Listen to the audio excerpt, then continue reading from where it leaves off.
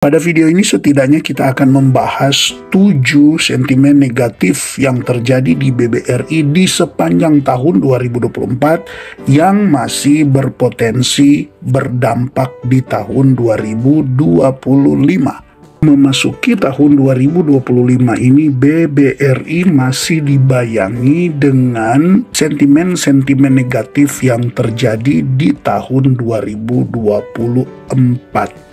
Yang tentunya jika itu terus berlanjut di tahun 2025, ini bisa membuat harga saham BBRI entahkah tertahan di harganya sekarang ini atau terus mengalami koreksi.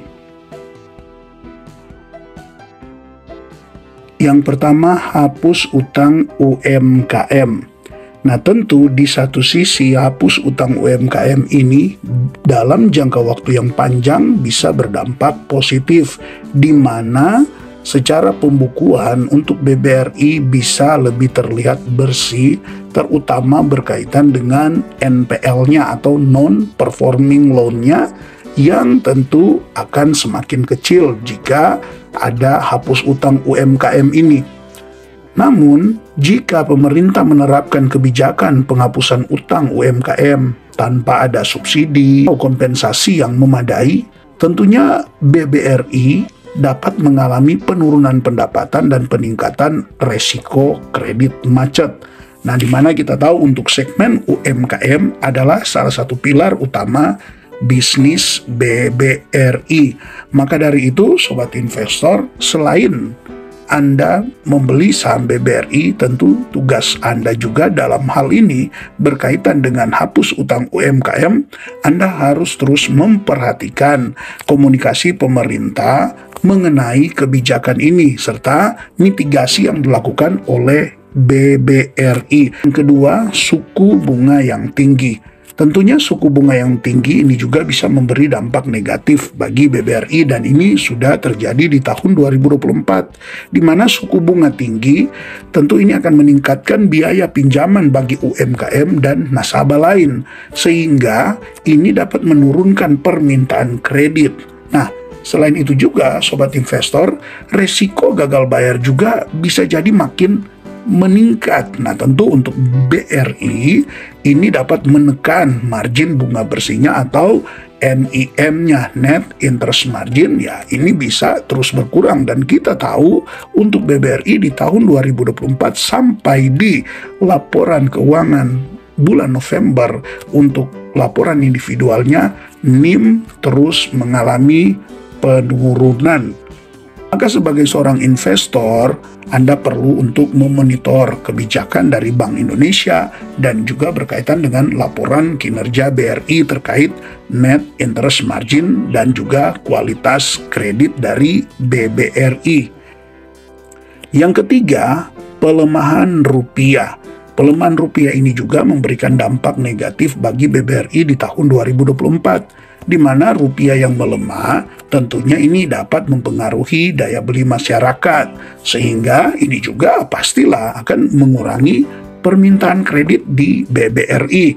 Nah, hal ini juga dapat meningkatkan risiko kredit bermasalah, terutama pada debitur yang terpapar utang dalam valuta asing.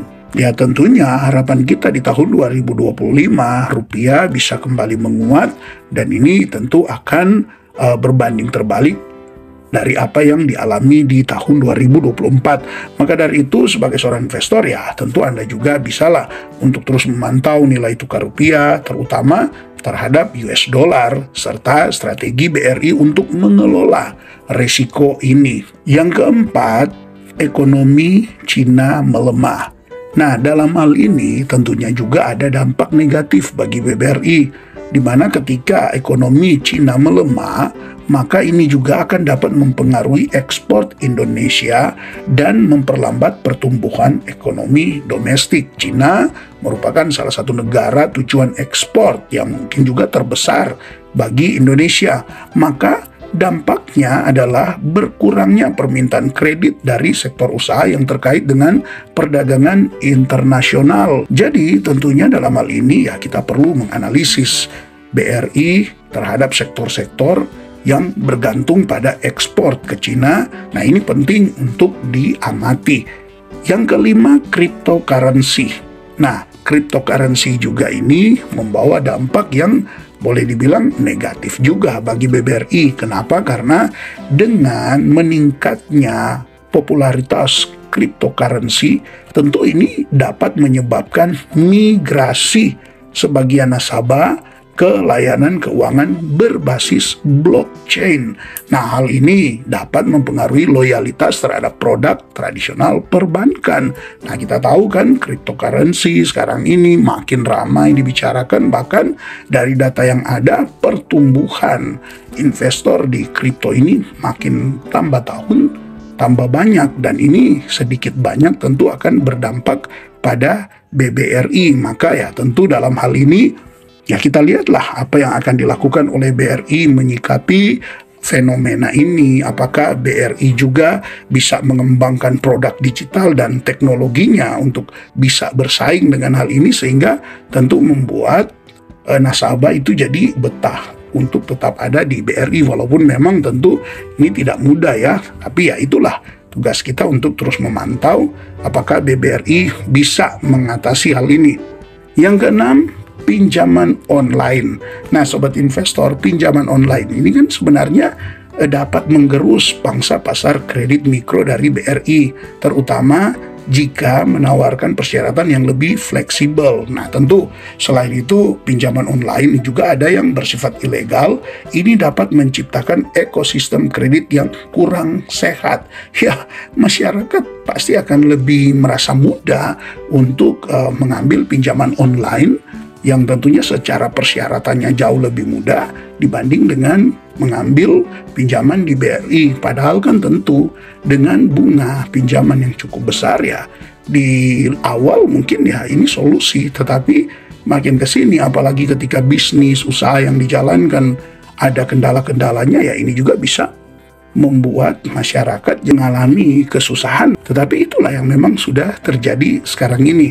Maka ya pentinglah untuk bagaimana kita berharap untuk BRI bisa melakukan inovasi digital, sehingga langkah-langkah untuk memperkuat daya saingnya ini menjadi lebih diminati oleh investor-investor. Ya memang itu pun mengandung resiko ya gagal bayar yang bisa semakin besar. Yang terakhir, kita lihat juga dampak negatifnya, yaitu dari judi online. Nah, dampak negatif judi online ini jelas sangat-sangat terasa, karena judi online itu dapat menguras keuangan nasabah secara individu, dan juga ini akan meningkatkan resiko gagal bayar pada segmen kredit konsumer dan juga mikro ya. Bagi para pelaku judi online, ketika mereka kalah, ketika usaha-usaha mereka bahkan tidak berjalan dengan baik, nah tentu ini juga akan berdampak bagi BBRI. Maka kita sebagai investor juga perlu memastikan agar supaya kita bisa melihat bahwa BRI itu memang memiliki mitigasi resiko kredit yang ketat dan memantau pola pembayaran pada nasabah. Nah, tentu untuk BRI kan memasuki tahun 2024, salah satu langkah yang mereka lakukan adalah bagaimana mereka itu lebih berhati-hati dalam penyaluran untuk segmen mikronya.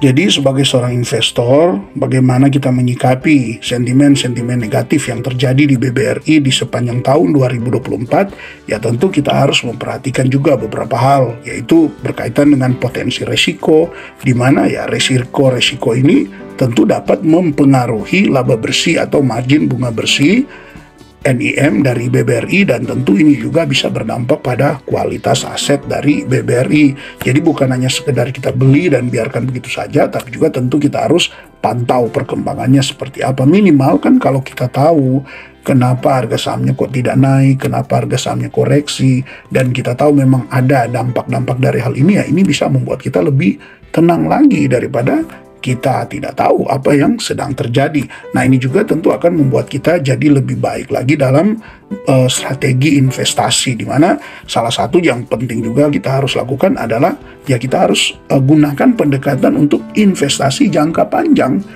Ya, karena memang ya sobat investor, 7 hal ini, sentimen-sentimen negatif ini ya boleh dibilang sebenarnya kan hanya bersifat sementara ya.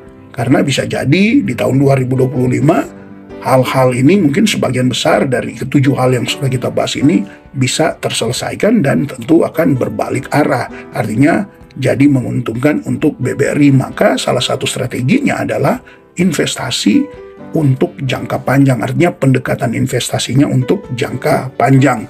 Yang selanjutnya tentu tetaplah atau harus pantau kinerja BRI, perhatikan laporan keuangan, kuartalan, kebijakan manajemen, dan juga respon terhadap tantangan-tantangan yang sedang terjadi ini. Jadi sobat investor, dengan kita memperhatikan hal-hal ini, maka tentu berkaitan dengan dampak negatif pada saham BBRI di tahun 2024 berkaitan dengan regulasi, BI rate, ekonomi global, judi online, pinjaman online, dan lain-lainnya, ya tentu ini bisa kita sikapi dengan benar. Dan tahun 2025 ya kita berharap untuk sentimen-sentimen negatif ini bisa mereda dan kemudian justru akan berbalik malah menjadi hal-hal yang positif bagi BBRI ke depan, sehingga peningkatan laba bersih di tahun 2025 akan makin lebih baik lagi. Tentu ini akan berdampak bagi Anda para investor BBRI, di mana ketika laba bersihnya meningkat, ya potensi yang akan Anda dapatkan lewat dividen jadi lebih besar sebagai pengaman untuk Anda, dan juga kemungkinan besar Anda dapat bonus melalui capital gain-nya. Oke, sobat investor, jika Anda punya saran, tanggapan berkaitan dengan topik ini, silakan Anda tulis di kolom komentar. Dan terima kasih untuk Anda yang terus mendukung channel ini melalui super thanks, berlangganan. Salam IHSG, investor harus selalu gembira.